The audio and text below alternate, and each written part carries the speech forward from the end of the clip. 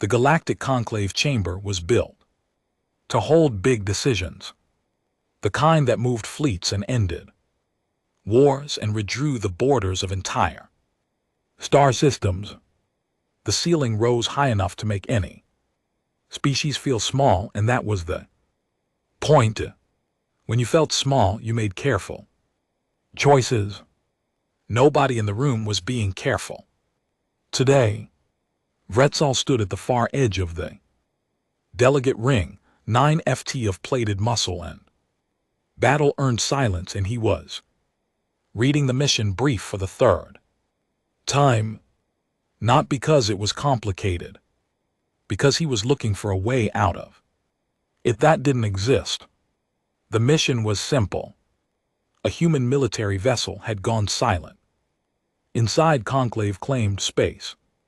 Conclave law was clear on the matter. Any unauthorized military ship found drifting in claimed territory had to be boarded, checked, and escorted back to the boundary. It happened 12 or 13 times per standard cycle. Border disputes, navigation errors, the occasional probe that drifted too far off course. Routine work. Except that word routine kept sliding off the situation like water off sealed armor plating. Ambassador Sonade stood at the center podium.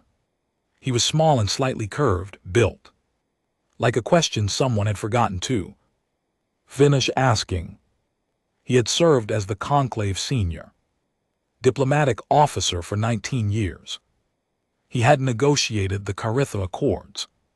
He had talked down 3 separate armed conflicts with nothing but patience and very good probability models. By any fair measure, he was the calmest creature in any room he walked into. He was not calm now. The Crethan delegation, he said, reading from the record in front of him, submits a formal refusal and requests that this document be sealed from the public archive. Vretzal, the Crethan High Commander, did not look up from the floor. Sonade set the document down and picked up the next one.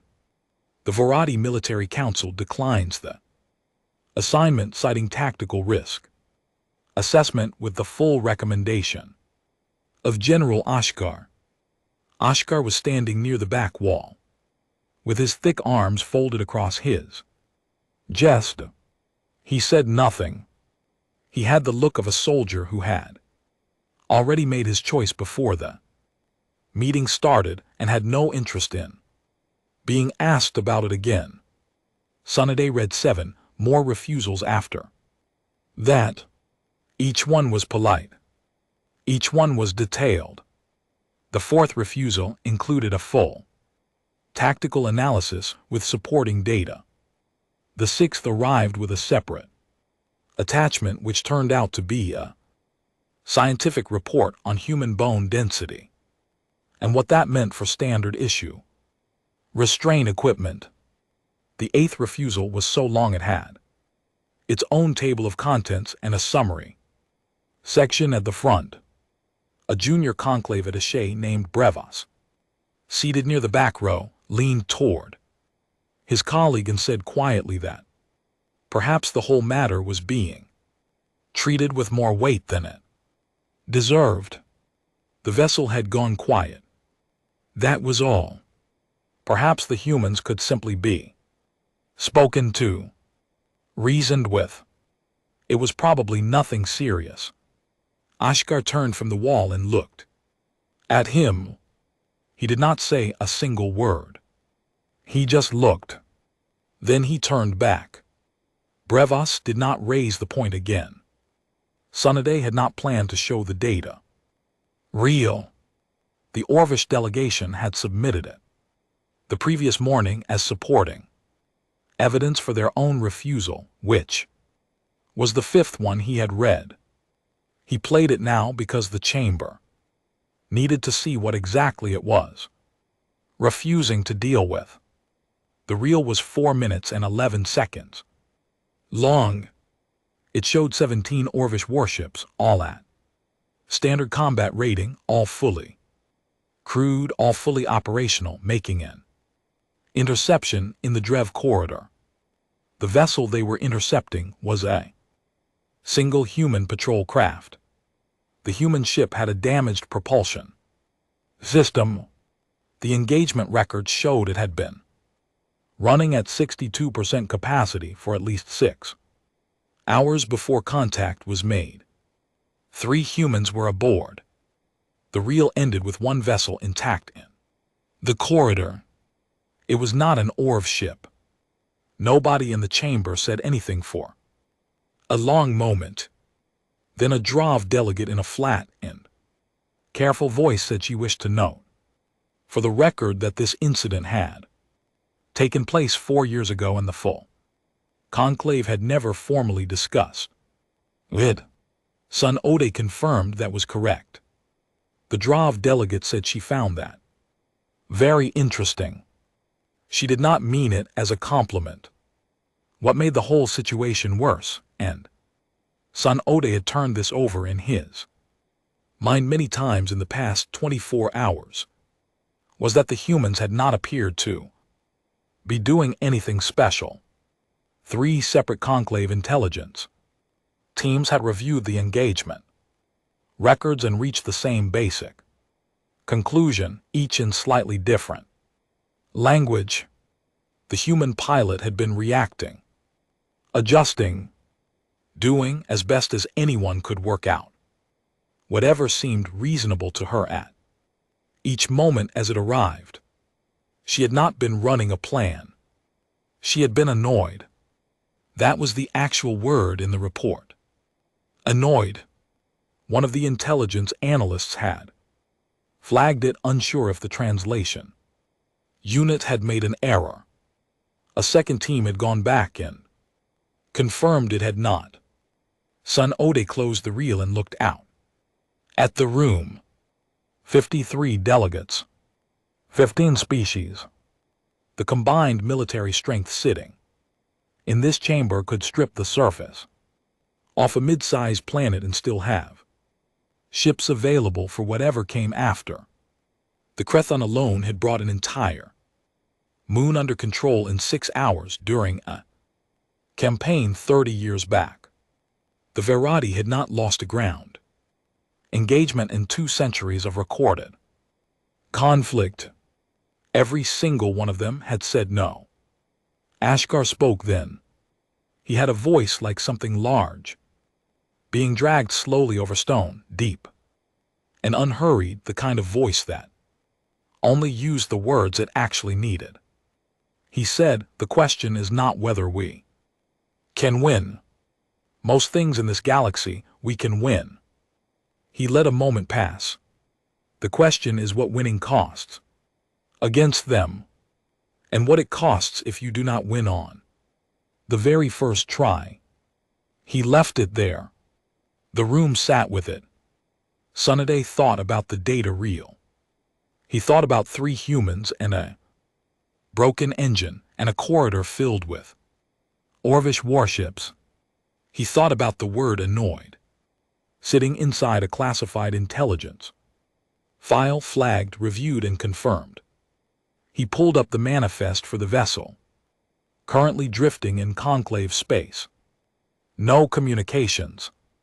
No response to any hail on any channel. No stated reason for being there. The ship was a Hargrove-class frigate. Its registered name was Relentless Ruin. 7 crew members total. He read the list. Pilot, engineer, science officer, 2 enlisted soldiers, 1 lieutenant, and at the top, the commanding officer, Colonel Cole Hargrove, age 47, promoted through field commission. Service record 40 pages long. 11 of those pages were redacted. Sunade looked at the blank space where 11 pages used to be. He thought about what human governments redacted. He had studied the subject. Most governments across the known galaxy sealed records to hide losses or poor decisions. Human governments sometimes sealed records for a different reason entirely. Not to hide failures, to hide things that would be hard to explain to anyone who hadn't been there. He closed the file. He made a decision. His probability models told him it was either very wise or a very bad mistake. And the difference between those two outcomes would depend almost entirely on the next several hours. He would go himself. No warriors. No combat escort. A small diplomatic vessel, a translator, and a behavioral analyst named Fen who had spent 9 years studying humans and described the whole experience when pressed as clarifying in ways he found personally difficult. He filed the mission authorization before anyone in the chamber could argue against it. Breath Soul watched him walk out. The Crethon commander stood still for a moment, the sealed refusal document tucked under one arm. He thought, not for the first time in his long career, that courage and poor judgment were usually impossible to tell apart until after everything was already over. He hoped it was courage. He did not put much faith in that hope. Fen had been studying humans for 9 years. He was not a soldier. He was not a diplomat.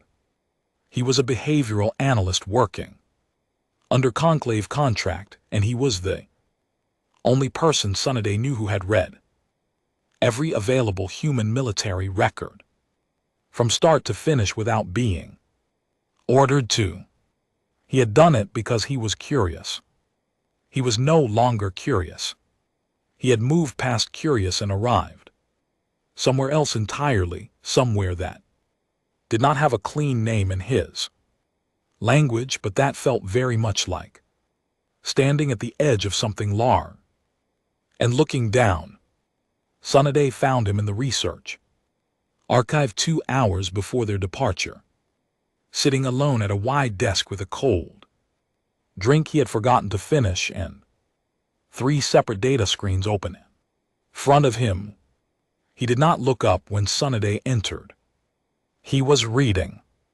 The particular way he was reading, still very focused, the kind of stillness that meant the mind was working very hard, told Sunday everything about the general direction of what the files contained. Tell me what I need to know, Sunday said. Fen looked up. He had a thin face and large eyes and the general appearance of a person who slept badly and had accepted that about himself. That depends, he said, on how much you want to know before we go. All of it. Fun turned one of the screens around. The file was labeled simply Hargrove, C. Service record. The top section was standard. Date of enrollments, unit assignments, early postings. All clear and readable. Then, about a third of the way down, the redaction started. 11 pages of black bars and empty lines, where words used to be. Not sloppy redactions. Careful ones. The kind done by someone who knew exactly what they were removing and why. Every intelligence team that has reviewed his record, Fun said, has noted the same thing. The redacted sections do not correspond to failed operations. There are no associated disciplinary records, no injury reports from those periods, no negative marks anywhere in the unredacted sections that would suggest those pages are being hidden out of embarrassment. He paused. The current leading theory is that they were sealed because showing them to allied species would raise more questions than the conclave is prepared to answer. Sunday sat down across from him. Show me the first incident, he said. the earliest one on record involving humans and any conclave species. Fun pulled up a different file. It was 11 years old. The Drevari skirmish in the outer belt. A small territorial dispute that should have been resolved through standard interception protocol and lasted instead for 72 hours and ended in a way nobody on the conclave side had predicted. The human unit involved had been 6 soldiers. One of them had been Cole Hargrove, listed at the time as a staff sergeant. They had been cut off from their ship during a perimeter breach carrying 4 functional weapons between the 6 of them, with a communications relay that had been damaged and was operating at limited range. The Dravati force sent to contain them had been 43 personnel, standard combat equipment, full tactical advantage in terms of numbers and position. The engagement lasted 3 days. At the end of it, the 6 humans walked out. All 6. The communications relay, Fun noted, had been repaired at some point during the second night using materials that the post-incident report described as improvised. The report did not specify what the materials were. It only noted that the repair should not have worked and did. There is a pattern, Fun said, across every recorded engagement. It is not that they fight harder than other species, though in many cases that is also true. It is that they do not respond to the situation the way the situation suggests they should respond. A surrounded unit does not behave like a surrounded unit. A damaged ship does not behave like a damaged ship. The gap between what their situation calls for and what they actually do is. He searched for the word consistent. It is a consistent gap. It does not appear to be accidental. What drives it? Tsunode asked. Fun picked up his drink, looked at it, set it back down. Something they call morale, he said. My species does not have a direct equivalent. The closest translation is group belief. A shared decision reached without formal agreement that a given outcome is still possible. It functions as a force multiplier. It appears to be contagious among them. When one member of a unit maintains it, others tend to as well. He paused. It also appears to intensify under pressure rather than decrease, which is the part one find most difficult to model. Tsunode thought about that for a moment. His own species operated on function. You assessed what was possible and you acted within that range. If the range narrowed, you narrowed your actions accordingly. It was logical. It was stable. It had never once led to 6 soldiers walking out of a 3-day engagement against 43 opponents with 4 functioning weapons. The pilot, he said. From the Fen nodded and opened the 3rd screen. Her name was Dana Ruiz. She had been 26 at the time of the prior to that engagement. Her service record was solid but unremarkable. She had completed her standard training well. She had served 2 postings without incident. She was, by any normal measure, not exceptional. The post-incident debrief transcript was short. The interviewing officer had asked her several standard questions about the engagement. What had her threat assessment been? What had her tactical plan involved? What decision points had she identified? And how had she responded to each? She had answered the questions carefully. Then the officer had asked, near the end, what her overall strategic approach had been given the circumstances. She had said she didn't have one. The officer had asked her to clarify.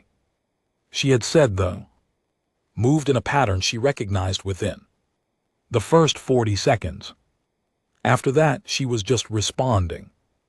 She said she had been awake for 31 hours. By that point, and she was, in her own words, tired and irritated and not particularly interested in being intercepted.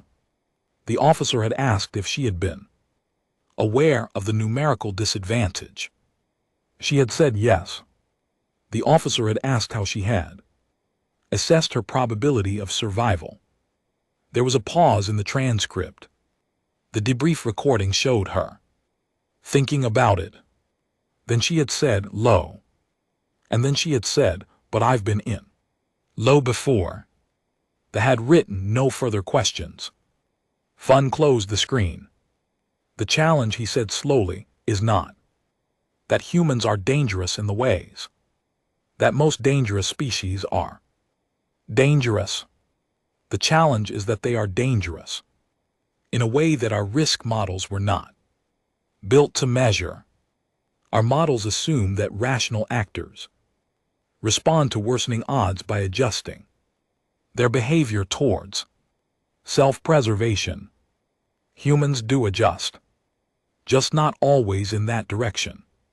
Sunday was quiet for a while. Outside the archive window, the conclave's main transit corridor hummed with standard traffic, ships arriving and departing, cargo and communications, and the 10,000 small moving parts of a functioning galactic body, everything operating as it should. Out past the boundary, a ship called Relentless Ruin was drifting in the dark, with 7 crew members and 11 redacted pages and a commanding officer who had once walked out of a 3-day siege and apparently considered that a fairly normal part of the job. Is there anything in the files, Sunday asked carefully, that suggests they respond well to diplomatic approach? Anything that suggests a non-combat contact goes differently. Fun considered the question honestly. There is not much data, he said. Most recorded contact has involved some form of conflict. He paused. But the data that does exist suggests they are perceptive. They read situations carefully. They tend to match the energy of what they encounter. He paused again. Which means the most important thing we can bring with us is the right kind of energy. Sunday stood up. And what is the right kind? Fun finally picked up his drink and finished it. Honest, he said. Calm. Not afraid. He set the cup down. Especially that last one. The conclave diplomatic vessel was small. That had been a deliberate choice. Sunday had made it the night before departure, going over the options with Fun, who had agreed without needing much convincing. A large ship read as a threat. A mid-sized ship read as preparation for one. A small ship said, we are not here to fight you. We are here to talk. And if that was not true, at least it was the correct opening move. They crossed into the outer corridor at standard approach speed, no weapons. Charged all identification signals. Broadcasting openly. Fun sat at the secondary console running behavioral notes to himself in a quiet voice. The pilot, a conclave transport officer, who had been briefed on the situation and had asked no questions beyond the navigation ones, kept her eyes on the display and her hands exactly where they should be. Sunday watched the long-range screen. The Relentless Ruin appeared as a small shape against the dark. It was not moving. It had not moved in the 18 hours since the conclave first registered its presence. No propulsion output. No weapon signature. No active scanning. It sat in the corridor the way a large stone sits in a shallow river, quietly, without effort, as though it had always been there and had no plans to leave. Sunday opened a channel on standard frequency and identified the vessel and stated his intent. Clear language. Simple and direct. He had practiced the phrasing 4 times in the hour before arrival because first words mattered and he wanted the right ones. The channel returned static. He waited. Then he tried again on a secondary frequency. More static. Fun made a small note on his screen and said nothing. 6 minutes passed. Sunday tried a third frequency. He kept his voice level. He did not repeat himself. He simply stated again who he was and what he was doing there, and then he waited. The channel opened. The voice that came back was female, clear and completely unhurried. It sounded the way a person sounds when they have been in the middle of something and have stepped away to answer, not because they were startled, but because they decided to. Conclave vessel. Identify your intent, not your designation, not your species designation, not your mission code or authorization. Number. Your intent. Funt looked up from his console. He and Sunode exchanged a look. Sunode leaned forward. Our intent is diplomatic contact, he said. We have no combat personnel aboard. We are here to confirm the status of your vessel and establish communication. Nothing more. A pause. Not a long one. The kind of pause that belongs to someone who is thinking, not stalling. Hold your position, the voice said. They held. 4 minutes later, the screen changed. The channel shifted to visual. A face appeared, young, composed, dark-eyed, looking at the camera the way someone looks at a situation they have already assessed and made a preliminary decision about. The pilot, Dana Ruiz. Sunode recognized her from the debrief photograph in the file. Behind her, slightly off to one side, standing near a secondary console with his arms loose at his sides, was a man in his late 40s, gray at the temples. He was not doing anything. He was simply present in the frame, watching the screen with a quality of attention that Sunode could not quite name. Not hostile, not welcoming, the kind of attention that belonged to someone who collected information before deciding what to do with it and who was very good at collecting it. Sunode recognized him, too. Cole Hargrove. Ruiz spoke first. You sent one ship, she said. It was not quite a question. We sent one ship, Sonade confirmed. Something shifted very slightly in her expression. Not a smile. Something smaller and more internal than a smile. What happened to your comms array? She asked. Sonade told her the truth. A gravitational anomaly in the outer corridor had disrupted their long-range relay. They had been running on secondary systems for the past 6 hours.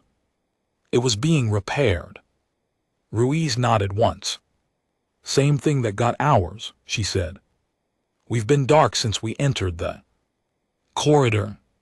Vance has been working on it. She glanced briefly at something off screen. It's fixed now. Sonade held very still. He processed that sentence.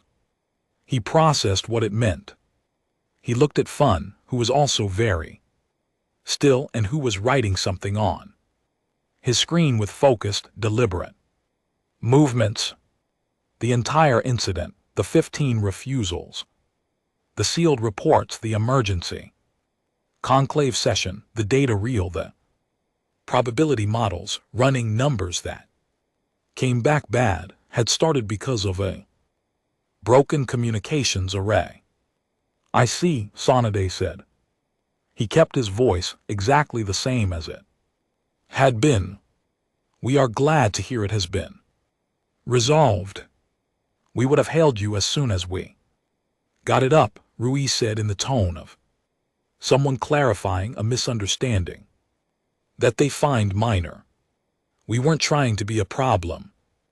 Behind her, Cole Hargrove said nothing. He watched the screen. In the background, across the corridor of the ship, someone was moving. Young. A soldier by the look of him, not much past 20, wearing a standard issue uniform with the sleeves pushed up. He was crouched over a piece of equipment, running some kind of diagnostic, his back mostly to the camera. He appeared to be completely uninterested in the diplomatic exchange happening 3 m away from him. Sonade watched him for a moment. A first contact with an alien species. And this young man was running diagnostics. Fun was still writing. A fourth figure passed briefly through frame, a woman with sharp, quick movements, carrying something that might have been a tool or a device, glancing at the screen for exactly 1 second, before glancing away again with the expression of someone who has seen more interesting things on a slow afternoon and has something to get back to. We would like to request permission to come aboard, Sonade said. If you are willing. We have no weapons. This would be a brief courtesy visit. Nothing formal. Ruiz did not answer immediately. The silence lasted 3 seconds. It was not a long silence by any normal measure. 3 seconds was nothing. 3 seconds was the time it took to draw a breath. But in those 3 seconds, Sonade was aware with the precise and uncomfortable clarity that 19 years of diplomacy had given him that a decision was being made on the other end of the channel. A real one, not a procedural one.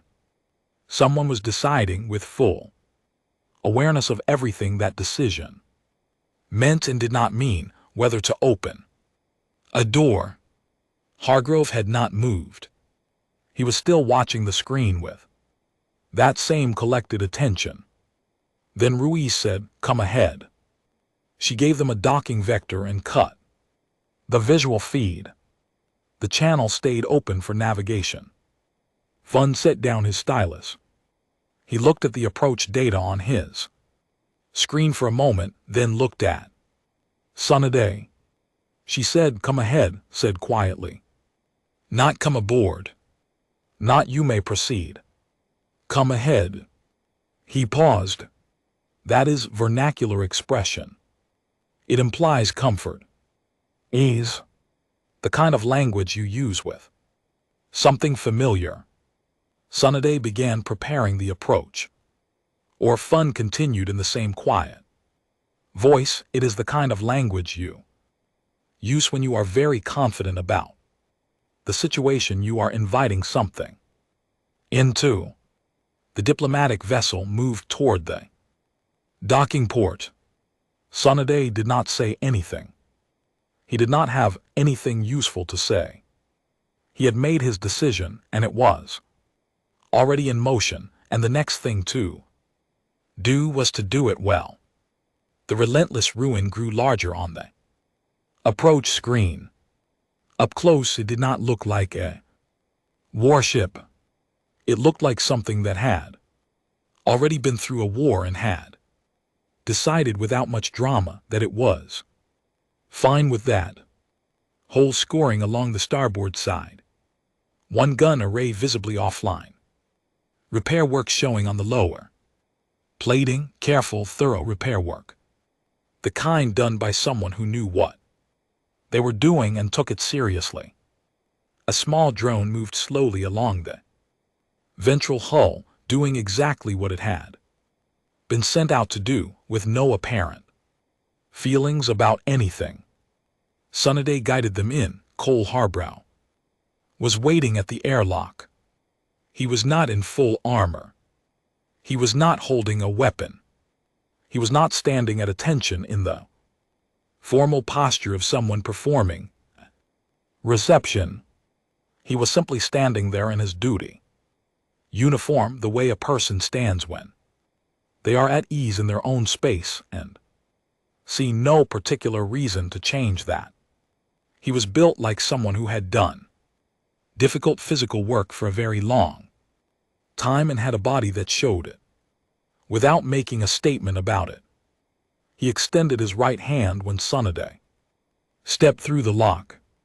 Fun had briefed the delegation on this gesture, a human contact ritual used at the start of formal and informal meetings both.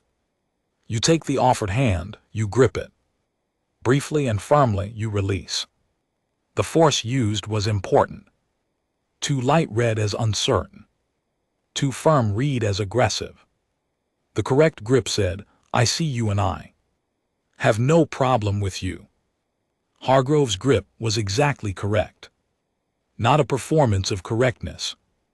Actually correct in the way that things are correct when someone has done them 10,000 times and no longer needs to think about it. Welcome aboard, he said. He meant it. Then he turned and walked them into the ship. The relentless ruin was not large by any military standard. The main corridor was functional and a little worn, the way spaces become worn when they are used consistently by people who actually live and work in them. Not dirty, clean and organized, but lived in. Surfaces showed the small marks of use. Equipment was mounted, labeled, accessible. Everything had a place and was in it. The whole scoring was more visible from inside near the port side. Sections of plating had been patched and repatched, each repair slightly different in material and texture.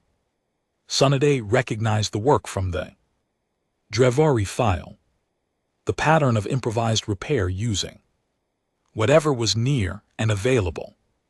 Each patch was solid. Each one would hold. Hargrove walked them through without explaining much. He pointed out the navigation bay, the engineering section, the medical suite. His descriptions were short. He spoke the way a person speaks who sees no point in making a simple thing complicated. The medical suite had been recently used. Sunday noted this and said nothing. Hargrove did not mention it either. They moved on. Nora Vance met them near the science station. She was carrying what appeared to be a small circuit board and a calibration tool, and she had the distracted energy of someone who had been in the middle of a problem and had paused to be polite about something before going back to it. She looked at Sunday and the two conclave delegates with the specific expression of a person who finds alien species more interesting than intimidating. She said hello and asked immediately whether Sunday's species experienced gravitational anomalies differently than humans did from a sensory standpoint, because she had been thinking about the corridor anomaly, and there were several aspects of the data that she found genuinely unusual, and she thought an outside perspective might be useful. Sunday said he would be happy to discuss it. 15 minutes later, he still was. Vance had pulled up her readings from the anomaly and was walking him through them with focused enthusiasm, pointing to specific data points and asking questions that were precise and genuinely good questions, the kind that came from someone who had actually thought about the problem before asking. One of the conclave delegates, a specialist in spatial physics, had drifted closer to the screen and was now engaged in the conversation too, both of them leaning over the data with the shared interest of two people who like the same kind of problem. Hargrove watched this from a few steps away. His expression did not change much. Something in it settled very slightly. Fun noticed. Fun wrote it down. Further along the corridor, Owen Dre was crouched beside an equipment rack, running a systems check. He was 20, maybe a year either side of it, with the kind of focused expression that very young soldiers have when they're trying to look like they know what they are doing, because in some ways they do, and in other ways they are still working on it. He looked up when the group passed and said hello in the easy, uncalculated way of someone who was not thinking about the fact that the people he was saying hello to were from a different species, and that this was technically an interspecies diplomatic encounter. One of the conclave delegates, the spatial physicist, said hello back. Dre asked with straightforward curiosity and no awareness whatsoever of any political dimension to the question what the atmosphere was like on the delegate's home world. He said he had been wondering about it since the screen call and had meant to ask. The delegate told him. Dre asked a follow-up question about the temperature range. The delegate answered and asked a question back about human atmospheric preference. Dre answered. It turned into a conversation. A real one, the kind that moved back and forth with genuine interest on both sides. By the end of it, the delegate and the young private had exchanged a rough comparison of their respective home weather systems, and both appeared to have found it useful information. Fun wrote 4 lines in his notes. Hargrove stopped at a junction in the corridor and faced Sunday directly. The tour had reached a natural pause. Behind them, Vance and the physics delegate were still going over the anomaly data. Ahead, the sound of a quiet ship doing its work. You have a question, Hargrove said. It was not exactly a question itself. It was the kind of sentence that opened a space for one. Sunday considered his words carefully. If the conclave had sent a boarding party instead of us, he said, what would your crew have done? Hargrove was quiet for a moment. He was not uncomfortable with the question. He was just giving it the time it deserved. Depends on the kind of boarding party, he said. He did not add to that. He let the answer stand on its own. Sunday understood it was not an incomplete answer. It was a complete one. It contained exactly as much information as it needed to. I appreciate your honesty, Sunday said. Hargrove gave a small nod. Not a formal nod. Just an acknowledgement. Dina Ruiz appeared from the navigation bay and handed Hargrove a small report. Screen said 2 things to him in a quick and practiced shorthand that read, as people who had worked together long enough that they no longer needed full sentences, and disappeared again. Hargrove glanced at the screen, processed it, handed it to Fun. It was the full repair record for the communications array. Timestamps, materials used, method of repair, complete and organized. For your documentation, Hargrove said. Fun took it. He looked at it. He looked at Hargrove.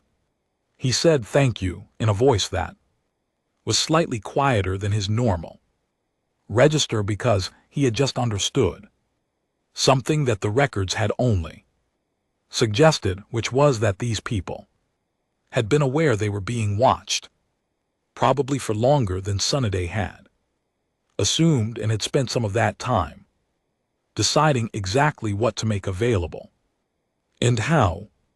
The tour ended at the main deck with a brief sitting conversation over a table. Hargrove brought out something the humans called coffee. He offered it. One of the delegates accepted. The delegate found it extremely strong and said so. Hargrove found this mildly funny in the contained, private way of someone who does not perform amusement but lets it sit in the eyes. Sunday drank it and did not comment on the strength. Outside the viewport, the corridor was dark and still. The repair drone had come back in. The ship sat quietly in the space it had chosen, neither advancing nor retreating, entirely at ease with its own position. Sunday thought about everything in the files, everything Fun had read, every refusal from every species in the chamber, the data reel, the debrief transcript with the word annoyed in it. He thought about Dree asking about the weather on a foreign planet like it was the most natural thing in the world. He thought about Vance and her anomaly.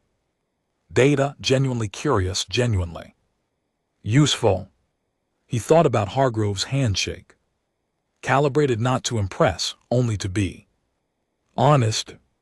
He thought about the answer to the boarding party question. Depends on the kind. He set down his cup. He understood in a way that the files had not quite managed to communicate what all 15 refusals in the conclave chamber had actually been about. It was not the Orvich reel. It was not the engagement records. It was not the redacted pages or the 43 opponents or the word annoyed in a debrief transcript. It was this exact thing. A crew of 7 in a damaged ship, carrying on, being curious, being direct, fixing what was broken and cataloging what they saw, and drinking coffee and asking about weather while a diplomatic mission sat at their table and tried to decide what exactly they were dealing with. The most difficult thing to plan against was not a weapon. It was a person who was entirely comfortable being exactly where they were. The diplomatic vessel left the Relentless Ruins docking port at mid-morning by Conclave Standard Time. The human ship did not move as they pulled away. It stayed exactly where it had been through the whole encounter, unhurried and unimpressed by the business of departure. Its repair drone back in its housing, its running light steady in the dark. Sunday watched it on the rear display until the distance made it small. Fun was already writing. He had been writing since they left the main deck and had not stopped. The stylus moved in short, deliberate lines, and he occasionally went back and changed a word, which was unusual for Fun, who normally wrote clean first drafts. The changing of words meant he was working on something difficult to say. Precisely.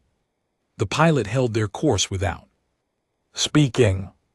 She had been told before departure that this mission would involve an unusual encounter, and she had decided in advance to have no opinions about it until she was asked. She had not been asked. She continued to have no opinions. Sunday spent most of the return journey at his own console organizing. He was good at organizing. He had built a career on taking complicated situations and reducing them to their actual components, setting aside what was noise and keeping what was signal. He had done it in war rooms and negotiation chambers, and twice on the surface of disputed territory with weapons pointed at him from both sides. He was finding it harder than usual now. Not because the situation was complicated. It had turned out to be the opposite of complicated. The relentless ruin was a military vessel with a broken communications array that had been repaired and was now operational. The crew of 7 was healthy. There was no hostile intent, no territorial violation intended, no strategic placement. They had drifted into the corridor on a navigation route that took them through. The anomaly lost communications, fixed communications, and would have made contact within the hour under their own initiative. The entire thing was nothing. The entire thing was also everything. That was the part that was hard to put into a report. He started the official version first. He had written it 3 times in his head on the way back, and by the time he began typing it, the structure was clean. The incident had been a communications failure resulting from a gravitation anomaly in the outer corridor. The human vessel had been non-operational in terms of long-range communications for approximately 18 hours. No hostile activity had occurred. No weapons had been charged. No threat had been made or implied on either side.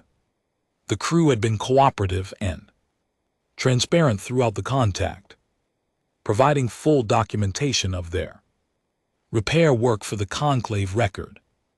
He recommended granting the Hargrove class designation corridor rights through the outer sectors. He recommended updating the standard protocol for silent vessels to include a waiting period before escalation to account for anomaly-related communications failures. He filed the report. Then he opened a separate document and began the addendum. This one took longer, not because he was uncertain about what to write, because he was trying to write it in a way that would not be dismissed by people who had not been on the ship. The Conclave had a particular kind of reader, experienced, practical, resistant to things that could not be measured. He needed to make this measurable. He noted that the commanding officer, Cole Hargrove, had at no point during the encounter referenced the ship's combat capability, the crew's experience, or any past engagement.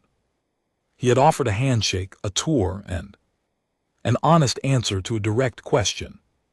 The honest answer had contained more information than most formal threat assessments. He noted the communications repair documentation provided without being asked. He noted that the provision of unsolicited, complete, organized documentation was a specific kind of message. It said, "We know you are assessing us. Here is what you need. We have nothing to hide and no reason to make this complicated." He noted Dana Ruiz, the extended communications blackout, the deliberate extension confirmed by the timeline discrepancy between the array repair completion and the initial hail response. 2 hours of additional silence after the repair was done, during which the crew had been watching the Conclave's response.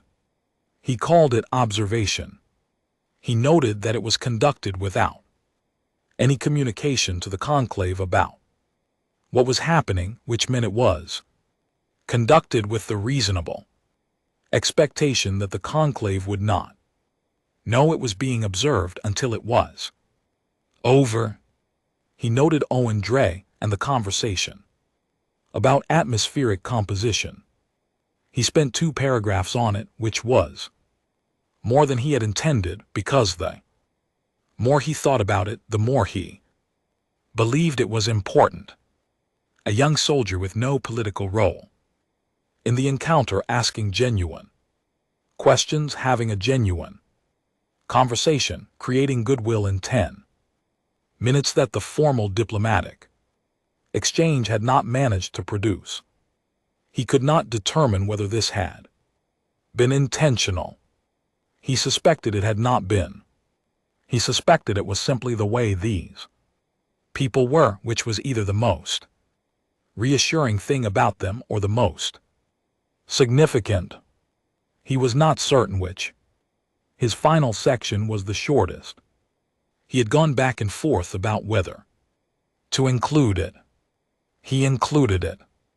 He wrote that the humans aboard the relentless ruin were, at every point during the contact, fully at ease, not performing ease, not managing an impression of it, actually functionally comfortable in a situation that had involved an alien diplomatic vessel, an unscheduled interception, and the awareness that a significant portion of the conclave had recently reviewed classified data about their species' military history. They had offered coffee. They had asked about anomalies. They had made conversation. They had answered questions plainly. He wrote that in his professional assessment, after 19 years of diplomatic work across many species, the most reliable indicator of how a species would behave under pressure was how it behaved when there was no pressure, when the stakes were low and the situation was routine and nobody was watching particularly closely. That was when the real character of a species showed itself clearly. He wrote that what he had seen on that ship was not a species that was managing itself carefully in front of an audience. It was a species that was exactly the same whether anyone was watching or not. He wrote that the strategic implications of that were significant. He filed the addendum. The report reached the conclave chamber before the diplomatic vessel even docked. Sunday knew because his communications unit showed 3 separate read confirmations within 40 minutes of filing. One was from Oscar's administrative office. One was from the Dravani delegation. One was from a sealed office address he recognized as belonging to Vressol's personal staff. He did not hear from any of them directly that day. He heard from Vressol 3 days later. A short message.